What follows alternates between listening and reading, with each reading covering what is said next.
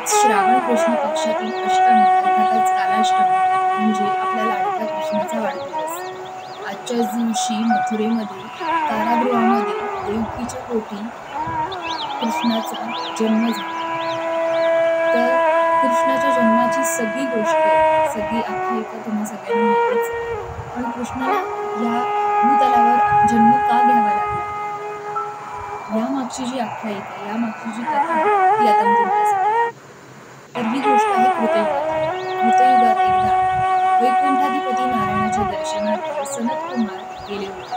तर त्यांचा साधा पोशाख पाहून विष्णूंचे जे द्वारपाल होते जय आणि विजय, हे त्यांच्यावर खदखदा हसले. तर त्यांनी केलेल्या उपहासामुळे, जय विजय यांनी केलेल्या उपहासामुळे मुनीश्वर क्रोधाविष्ट झाले आणि त्यांनी जय विजय यांना मृत्यूलोकातील मानवांप्रमाणे तुम्ही अविचाराने आमचा अपमान केला, त्यासाठी शिक्षा म्हणून तुम्हाला मृत्यूलोकात तसेच दैत्य कुळात जन्म घ्यावा लागेल, असा त्यांना शाप दिला.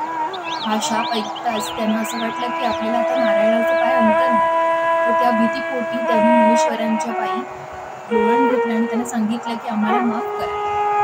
तर त्यांना उशाप देण्यासाठी मुनीश्वरांनी त्यांना असं सांगितलं की तुम्ही हरीशी वैर कराल तर 3 जन्मात आणि हरीची भक्ती कराल तर 7 जन्मात परत वैकुंठी या. तर जय आणि विजय उभयंतांनी असा विचार केला की हरीशी वैर करून का होईना, पण 3 जन्मात आपण परत वैकुंठी येऊ, म्हणजे नारायणाच्या सानिध्यात राहायचं आणि नारायणाच्या हस्तेच मरायचं. त्यानंतर त्यांनी नारायणाची कळकळीने प्रार्थना केली आणि पुढे मुनींच्या शापानुसार त्यांचा दैत्य कुळात जन्म झाला. द्वापारात जय आणि विजय यांनी कंस आणि शिशुपाल या नावाने जन्म घेतला. कंस हा कर्मगतीप्रमाणे दुष्ट निघाला. कंसाच्या राज्यात सज्जनांना थारा मिळेनासा झाला. त्यामुळे पृथ्वी मातेला असह्य दुःख झालं, असह्य वेदना झाल्या आणि त्या दुःखाच्या भरात तिने परमेश्वराची करुणा भाळली आणि तिच्या करुणेसाठी, तिच्या प्रार्थनेला प्रसन्न होऊन परमेश्वराने म्हणजे साक्षात नारायणाने तिला सांगितलं की जेव्हा जेव्हा पृथ्वीवर अनित्य आणि अधर्म बळावतो तेव्हा मी तो भूभार हलका करण्यासाठी अवतार घेतो. आणि तिला वचन दिल्याप्रमाणे श्रीकृष्णाने देवकी आणि वसुदेव यांच्या पोटी जन्म घेतला. पुढे कालांतराने वसुदेवाने त्या गुप्तपणे कृष्णाला गोकुळात नेऊन सोडलं आणि कृष्ण गोकुळात नांदू लागला. पुढे गोकुळात कृष्णाने असंख्य लीला केल्या, अनेक दुष्टांचा संहार केला आणि गोकुळवासियांना अपरिमित असा आनंद सोहळा भोगायला मिळाला. तर या सगळ्याचं वर्णन करणारं आणि श्रीकृष्णाने त्याच्या संपूर्ण आयुष्यामध्ये काय काय एक एक पराक्रम केले, काय काय लीला केल्या, याचं वर्णन करणारी एक गवळण, एक गीत मी ते सादर करू इच्छिते.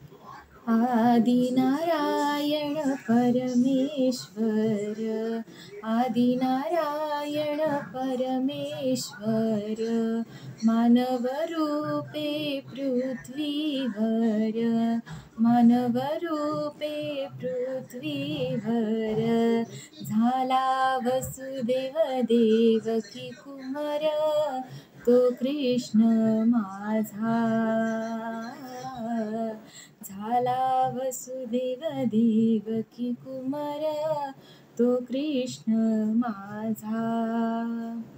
विष शोषुनी पुतना मारी, नित्य जाई यमुने तीरी, सवंगड्यांस वेधिनू चारी, तो कृष्ण माझा.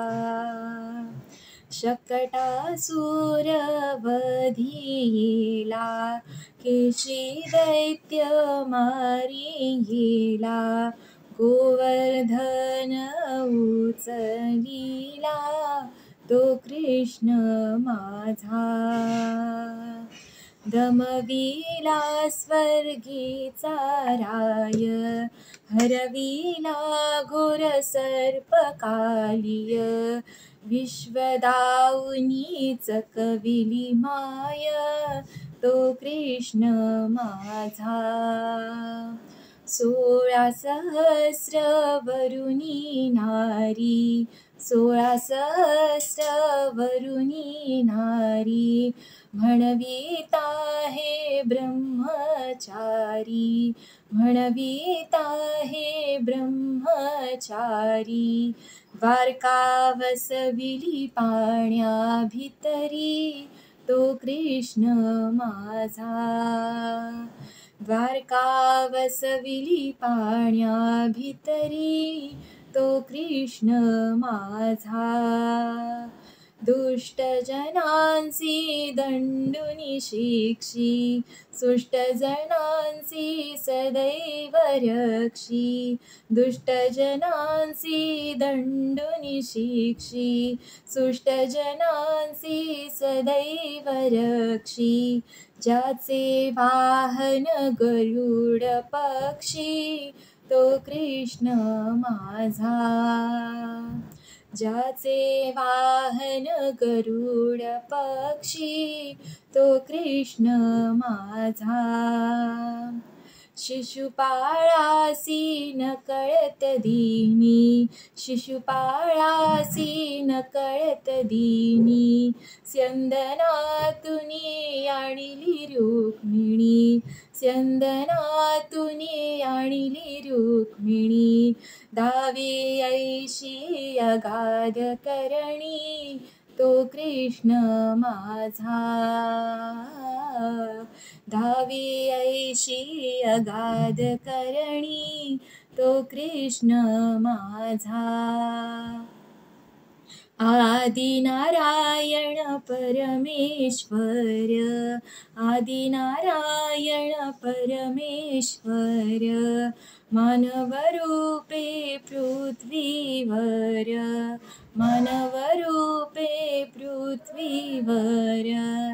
झाला वसुदेव देवकी कुमार, तो कृष्ण माझा. झाला वसुदेव देवकी कुमार, तो कृष्ण माझा.